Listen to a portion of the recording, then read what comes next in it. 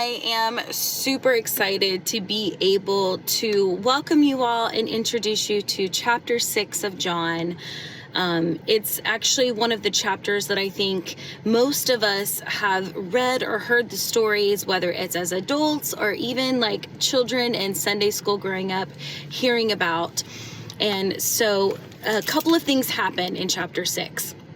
So first thing is we all know the story where Jesus feeds the 5,000, and that is absolutely one of my favorite stories.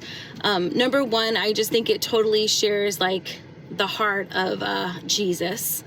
The fact that he's there and he's got these 5,000 people and his disciples are like, how are we going to feed them with these 5 loaves and 2 fish? And he has no worry, no concern. He knows that that God's going to take care of it. He has faith in that moment that he knows what's going to happen, even though the disciples and the people don't know what's going on at all. And so you guys know the story. God provides. But what I love about that is, like I said, a couple of things, is it just shows the human nature of Jesus. Number one, may we never forget that he was man at that time. He was down on earth. Yes, he was the Son of God, but he was man. And I'm sure in that moment, like, he had to have been feeling the worry and the concern of his disciples for how they were going to take care of all of these people.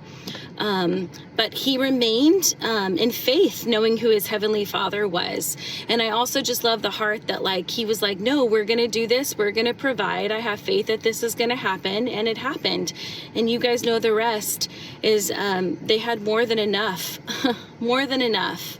And so I just love that. And I also love that he gave thanks to his heavenly Father. He brought the 5 loaves and the 2 fishes for the 5,000, and he gave thanks. I mean, how precious is that?